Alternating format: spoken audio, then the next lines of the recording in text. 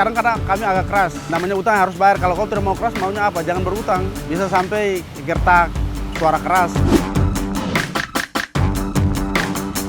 Dulunya kami penagih utang, sekarang ini Bang, kami di aplikasi handphone itu kan ada tagihan online. Saya sendiri minjam habis saya tidak bayar. Jadi penagih itu nagih, saya jawab dia, saya tukang tagih, kau mau tagih saya. Semenjak saya omong masa tukang tagih kok ditagih, itu dia tidak bayar, tidak tagih lagi. Mata-mata sebenarnya sih nggak beda jauh, sama-sama menagih, tapi beda tempat. Kamu selama ini di tanah rantau ada hasilnya nggak? Hasilnya apa gitu kan? Kami juga harus mikir situ untuk kebutuhan-kebutuhan di kampung halaman.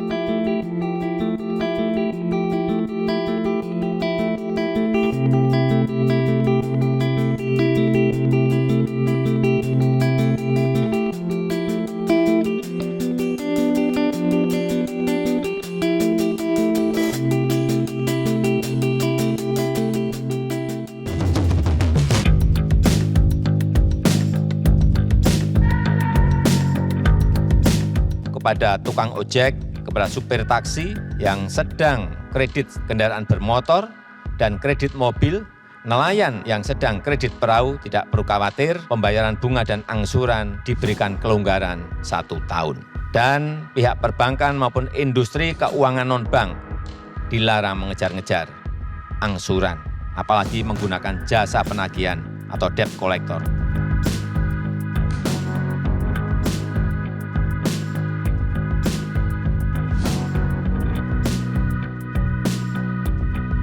Saya di leasing dari tahun 2014 sampai 2019 terjadinya ada COVID-19, dilarang oleh pemerintahan untuk kita diberhentikan, jangan berkeliaran di luar, jangan bekerja untuk menarik lagi.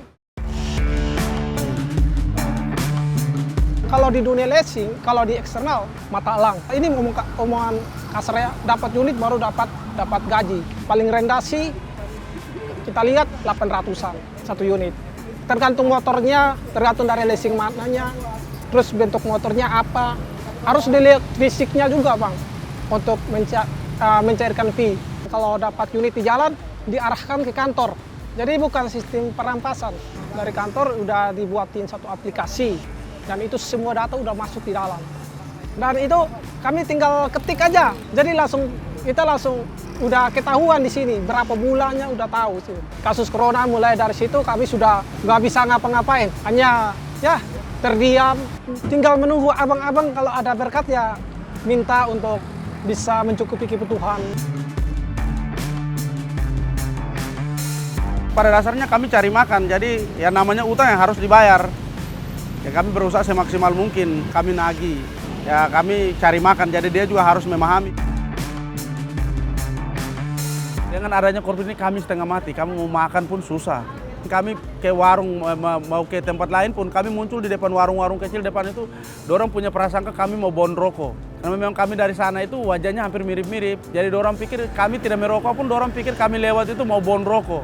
Dulunya kami penagih utang, sekarang ini Bang, kami di aplikasi handphone itu kan ada tagihan online. Saya sendiri minjam habis saya tidak bayar. Jadi penagih itu nagih, dia nagih, saya bilang belum ada duit.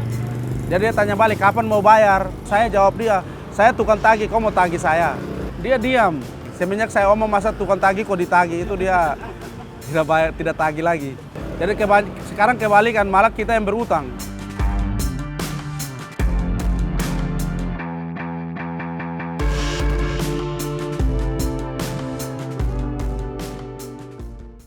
Kalau saya 2004 itu, karena di daerah susah cari kerja, susah. Tujuan kami ke Jakarta itu mau bekerja. Kami kebanyakan itu ada di hiburan malam, terus jaga lahan kosong, tanah-tanah kosong. Atau penagih hutang, itu pekerjaan kami awal-awalnya. Sekarang kadang kami agak keras, namanya utang harus bayar. Kalau kau tidak mau keras, maunya apa? Jangan berutang. Bisa sampai gertak, suara keras. Tapi kalau sampai dengan berbenturan yang macam naik tangan, jarang. Ya kalau tingkat resiko sih memang pada dasarnya mereka ada beberapa yang meninggal tidak jelas. Kematian mereka ini dasarnya apa, yang jelasnya dipukul. Tapi kami tidak pernah tahu pelakunya siapa. Kami kalau dibilang mental kuat, Kami di NTT saja mau bilang anak-anak Alor mentalnya bagus dan mentalnya berani, selalu berani, ada tampil di depan. Kami kebanyakan ini dari Alor, terus ada yang ex Timur-Timur. Jadi karena saya dengar teman-teman di sini nih ada yang sudah punya uang, dorong bisa bangun rumah di kampung, bisa sejahterakan orang tua juga, bisa kuliah. Itu motivasi saya juga ke Jakarta.